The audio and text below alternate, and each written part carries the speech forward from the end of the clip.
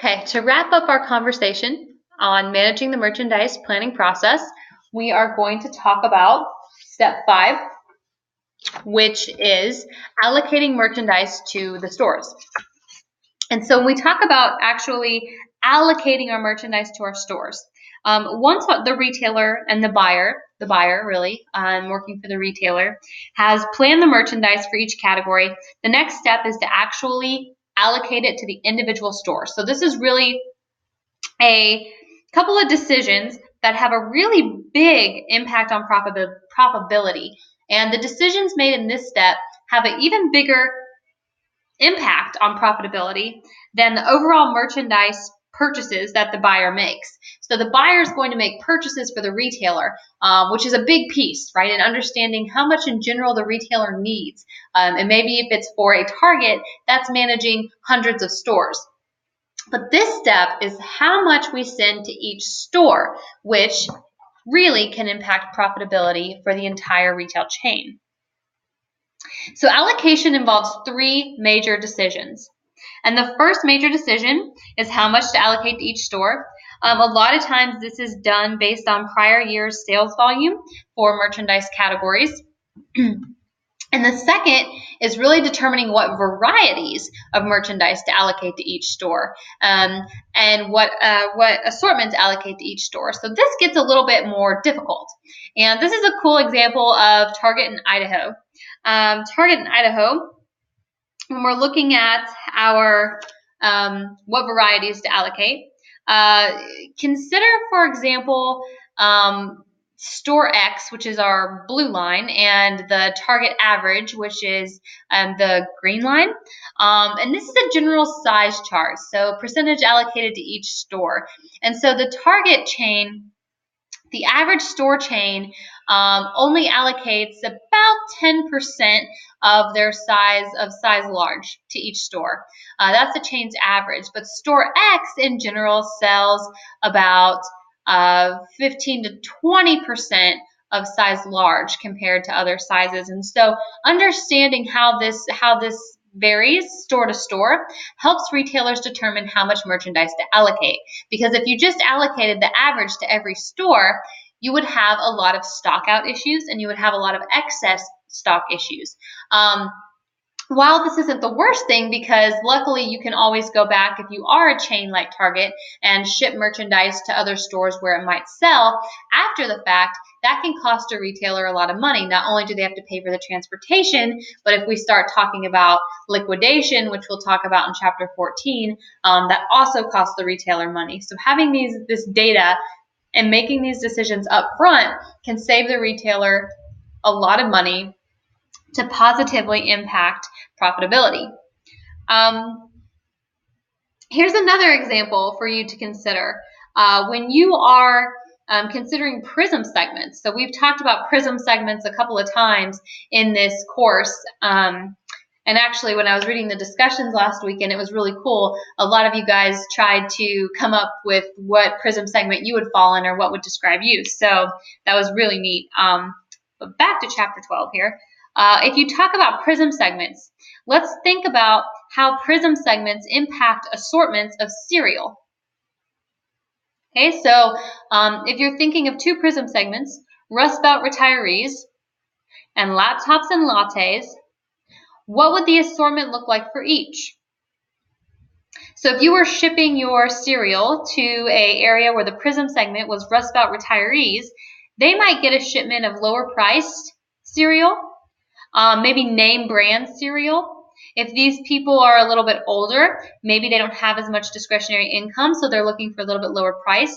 And they might be more brand loyal, so you might be sending more Frosted Flakes, more Kellogg's or General Mills cereals versus private label or little known brands. Your laptops and lattes might have a much bigger selection of organic cereal, low sugar cereal, gluten-free cereal, right? You're not going to be shipping all of those to your Rust Belt retirees, right? So it makes a big impact on understanding who's shopping where. So I challenge you, think of another example, another merchandise category, and look back to the Prism section and go out to the Tapestry website and pick a couple of different segments and think about how you would vary your assortment based on descriptions of Prism segments. Kind of another fun fact, colors are preferred in different segments of the country. Southern states wear a lot more white, pink, and green. You don't see those colors a lot in the Northeast. You don't see those colors a lot out west. You see them in the South. It's a known fact that women who live in coastal states wear, in general, smaller sizes than women who live in the middle states. And so retailers work to collect this data to really make sure that they're allocating the right variety to each store so that they can sell the most merchandise, right? The right merchandise in the right place at the right price at the right time. That's our goal here. So our third decision we have to make when we allocate our merchandise to our stores is when, what time. Timing is critical for allocating inventory to different parts of the country, to different stores. Look at this chart here. So this chart plots sales data over time for capri pants. And just in case you don't know what capri pants are, those are like the pants that only come to like your calf. So when we're talking about our capri pants, when do sales peak? Our blue line is the Midwest. Right? So capri pants sell in the Midwest in July. Right? Capri pants don't sell in the West until September. Right? And that's a lot of that data is based on seasonality, understanding when people shop. It's not like we can send capri pants to all stores in July, because they're not going to sell in July at all stores. Retailers also have to consider the paycheck cycle. So consumers make their largest purchases and the most purchases at the beginning of the paycheck cycle, right after they receive their paycheck. So a lot of people receive their paycheck either every 2 weeks or every month. And so retailers have to kind of understand the general paycheck cycle because purchases get smaller each week as money gets tight. So having more inventory in the store at the beginning of those paycheck cycles ensures more sales for the retailer. So timing. So our 3 decisions in step 5. Our first decision is how much merchandise to allocate to each store. Our second decision is what varieties of merchandise to allocate to each store. And our third decision is what time do you allocate merchandise to the store. We're going to skip step 6, which is actually buying merchandise, or talking about buying merchandise, because chapter 13, that's all it covers. So we're going to skip that for now, and we're going to talk about step 7, which is analyzing our merchandise performance. As with everything we talk about in retailing and everything we talk about in business, we have to analyze the performance of our merchandise, and we have to make adjustments along the way. We have to answer questions like, should we order more? Should we order less? Should we clearance out our products? Should we raise prices on our products, right? So how do we analyze our merchandise performance? There are many ways to do this. We're going to focus on one type of analysis, and it's called the ABC analysis. So again, we're going to talk about breaking into categories. So we talked about already for our assortment plans, breaking our, and our model stock plans, breaking our stores into categories based on size. Well, this is putting our merchandise into categories. So this is grouping our SKUs together and ranking them based on performance. So for example, we might categorize our SKUs into 4 categories, and let's just call them A, B, C, and D. So our A items, it's about 5% of our SKUs, and it represents about 70% of our sales. And this is a very common kind of lineup in retail. 5% of our SKUs represent 70% of our sales. So what do we have that sells best? What are we known for? What are our most common, most purchased products? Those are our A items. And then we have our B items, our C items, and our D items.